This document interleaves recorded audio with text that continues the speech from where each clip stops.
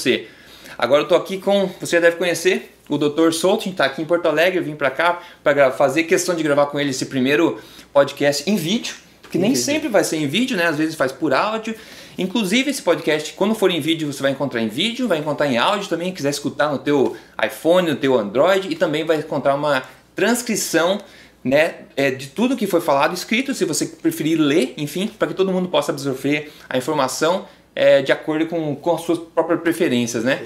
Então, Dr. Souto, né, o pessoal que não conhece ainda, o Dr. Souto tem um blog também, que é o...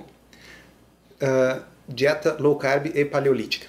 Dieta Low Carb e Paleolítica, está isso no Google, lá, Souto, Dieta Paleo, por exemplo, você encontra, é uma referência nacional nessa área também. O Dr. Souto, para quem não conhece, também é urologista, ele pratica isso, né, no dia a dia, e eu acho, na minha opinião, a maior referência aí também de conhecedor da área de nutrição, pesquisador, também é fascinante o que ele sabe, a maneira como ele explica esse tipo de coisa, então não teria nenhuma opção melhor para mim selecionar para participar desse podcast do que o Dr. Souto. E eu estou muito feliz também que ele concordou aí nessa nossa ideia de fazer esse podcast semanal aqui da Tribo Forte, porque eu acho que o objetivo nosso é realmente eliminar aquela distância que existe entre o que sai no mundo de novidades científicas a respeito de emagrecimento e nutrição, eliminar aquela distância entre o que sai e o que as pessoas sabem.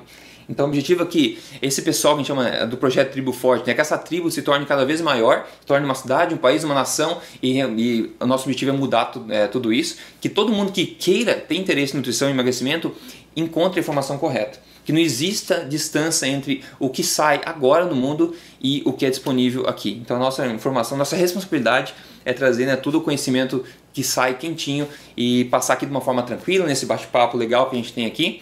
E a gente vai fazer todo o esforço para que isso aconteça semanalmente. Por isso, então, toda semana, claro, a gente não vai falar só disso, responder pergunta pessoal, falar algum assunto da semana, mas se saiu um estudo essa semana, a gente vai tratar desse assunto.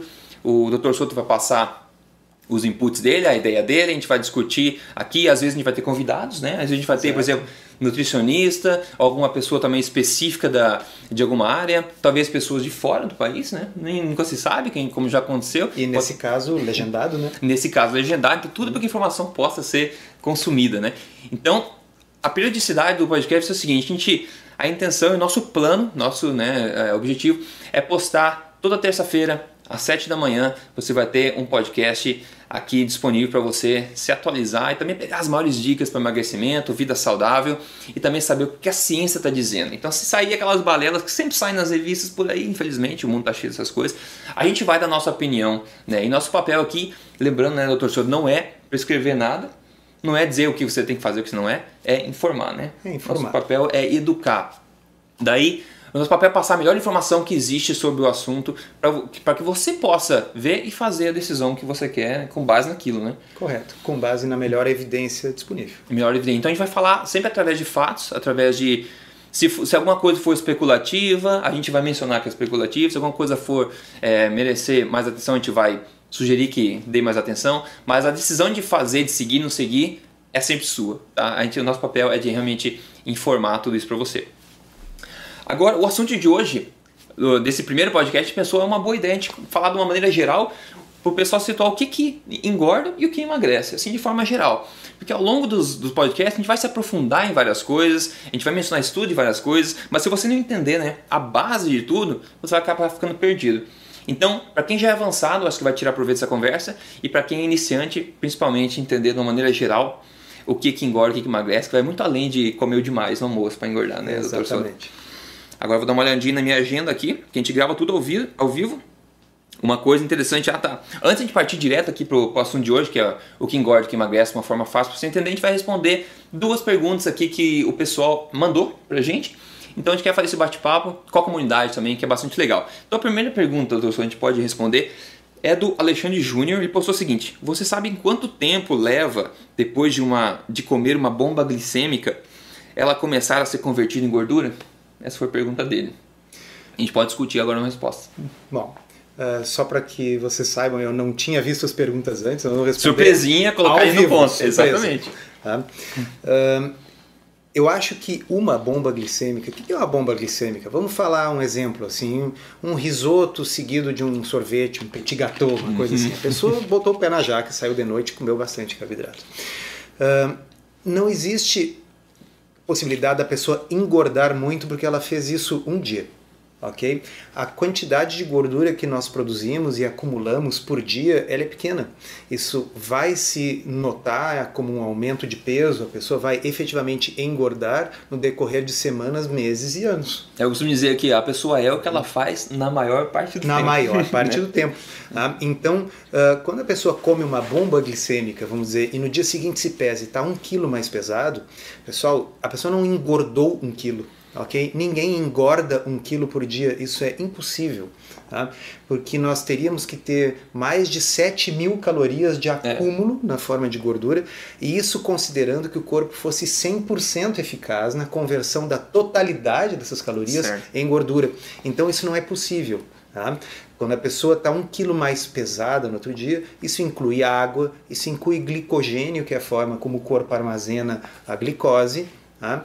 Então a pergunta é, quanto tempo leva para o corpo converter essa glicose em gordura? Leva tempo, leva dias, semanas. Eu acho que muita gente acaba de comer um buffet de sorvete, já consigo ver o quilo de gordura, não é bem assim. As pessoas engordam, digamos, 50 gramas num dia. Tá? Em 10 dias será meio quilo, tá? Em 100 dias será 5 quilos. E quando a pessoa vê, ela não cabe mais na sua roupa. Então é a continuação dos hábitos que é mais importante. Então, nesse caso, Alexandre, é melhor não se preocupar, né, em quanto tempo demora para o teu sorvete na forma de gordura, mas se preocupar em quão seguido você come todo o sorvete. Exatamente. Né? A segunda pergunta, então, para te matar essas duas perguntas, é da Isabela Silveira. Ela fala: eu gostaria de saber mais sobre a questão do arroz. É permitido ou não? Então, a nossa estratégia, ela dá preferência para alimentos que elevem pouco a nossa glicose, elevem pouco a nossa insulina. Tá? E o arroz, o que é o arroz? O arroz é fundamentalmente pura glicose. Okay? Que é o carboidrato, né? Pro pessoal que é o carboidrato. Tá? Então, qual é a diferença entre o amido do arroz e o açúcar do açucareiro? Tá? O açúcar do açucareiro é doce, porque ele contém frutose e glicose. O sabor doce, né? O pessoal também não sabe, vem da frutose, e não da glicose. A glicose ela tem um gosto doce muito suave. Tá? E quando ela está na forma de amido, que é uma molécula de glicose emendada na outra, tá? Ela não tem gosto doce nenhum. Então, se eu botar na minha boca arroz, ou se eu botar na minha boca batata, mandioca, amido de milho, que é a maisena, aquilo não tem gosto doce. Mas aí termina a diferença, porque a similaridade é muito grande. Então, o arroz, ele do ponto de vista nutricional, ele acrescenta muito pouco nutriente, né, Rodrigo? Sim. O arroz, assim, não é uma boa fonte de proteína, o arroz não é uma boa fonte de boas gorduras, o arroz não é uma boa fonte de minerais e vitaminas, ele é uma boa fonte exclusivamente de glicose, de carboidrato. Então o arroz não entra na nossa preferência aí na dieta. E claro, depende do objetivo da pessoa, principalmente se ela quer emagrecer. Principalmente, talvez não seja uma boa ideia. A Mãe estava falando também antes, se você já está no teu peso ideal, você gosta de... O arroz, eu pelo menos nunca vi, se você já viu, você fala, nunca vi estudo que diga que ele causa dano à saúde. Exato. E que eu considero o carboidrato seguro, digamos. Perfeito. Né? Assim como a batata. Então, isso é muito importante. Eu parti do pressuposto da pergunta da leitora de que falou. O objetivo era emagrecer. Ok?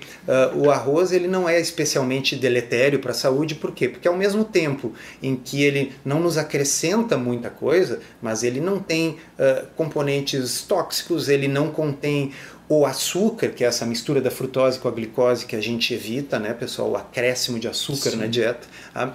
Então, para aquelas pessoas que estão numa fase de manutenção de peso, se a pessoa quiser usar um pouquinho de arroz para recolher o molinho do seu estrogonofe, sem problemas. Ou seguir o estilo de vida saudável, você gosta disso, ótimo. Por exemplo, eles sempre falam dos japoneses que comem tanto arroz, eles não são o pessoal mais gordo do mundo. Não é simplesmente pelo arroz, é pelo que eles não fazem, que o resto do mundo também faz demais, né? No blog, uma vez eu escrevi uma postagem e basicamente a postagem tentava mostrar para as pessoas a diferença entre aquilo que causa problemas. Então, por exemplo, ninguém engorda porque come muito sushi, ninguém engorda porque comeu muita fruta na vida. Tá? A pessoa engorda porque comeu muito pão, muita massa, muito macarrão, muito fast food, ok? Uma vez que a pessoa tenha engordado, que a pessoa esteja agora num estado de doença, tá? Aí a restrição de carboidrato para trazer de volta essa pessoa para a saúde tem que ser uma restrição muito mais severa. Bom, aí até o arroz sai fora, aí até as frutas mais doces saem fora, ok? A pessoa não engordou por causa da fruta, mas agora que ela quer perder peso, para reverter, né? Para reverter o processo, uma restrição de carboidrato mais severa às vezes pode ser necessária. Então, eu concordo plenamente. O japonês, ele não engorda a despeito de comer arroz, mas o japonês come muito pouco açúcar. O japonês come muito pouca massa, muito pouca farinha. O japonês, especialmente, come muito pouco alimento industrializado. É verdade. Essa história de estar o tempo todo com um snack aberto comendo na rua e tal, isso é um hábito muito norte-americano e que foi importado por nós.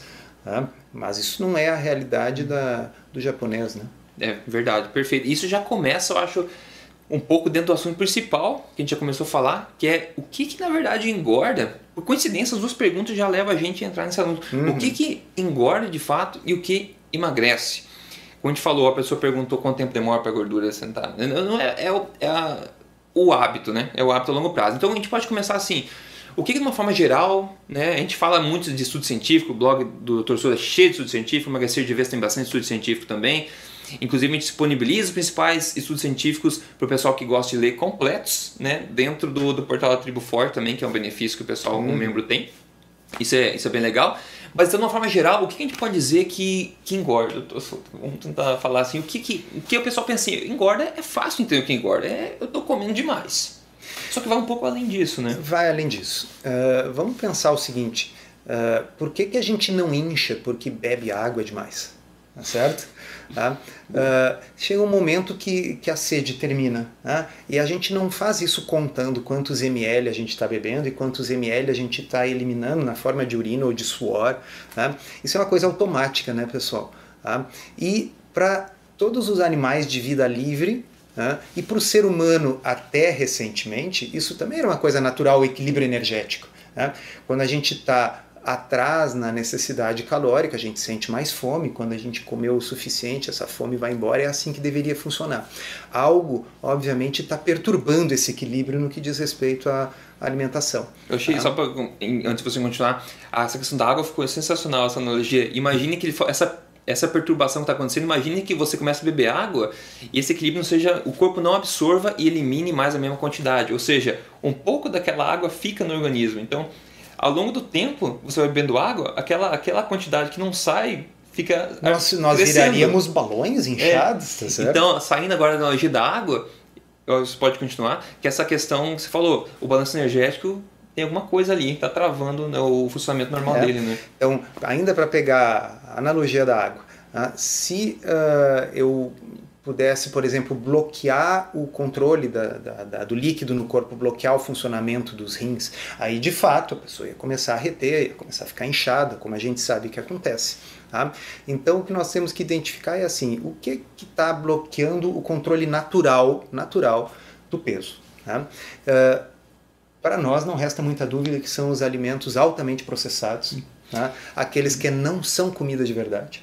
Tá? E dentro desse grupo, os carboidratos altamente processados, na minha opinião, são os principais culpados. Que coincidentemente ou não são alimentos de verdade, são alimentos criados. Exatamente. Então a mensagem que fica dessa parte até agora que a gente falou é que o ganho de peso não vem da quantidade que você come, mas sim da qualidade que você come. Justo. É mais o que você come do que quanto que você come. Porque a quantidade não é que ela não seja importante. Da mesma forma, dentro da minha analogia da água, a quantidade que eu bebo e a quantidade que eu boto para fora no meu organismo, claro que são importantes. Ninguém negaria que se a pessoa beber 10 litros e eliminar só 2, que ela vai inchar, vai reter líquido. Mas ninguém fica contando quanta urina entra e quanta água sai. Por quê? Porque isso é automático, ok? Certo. Então, se a quantidade de comida tem a ver com ganho de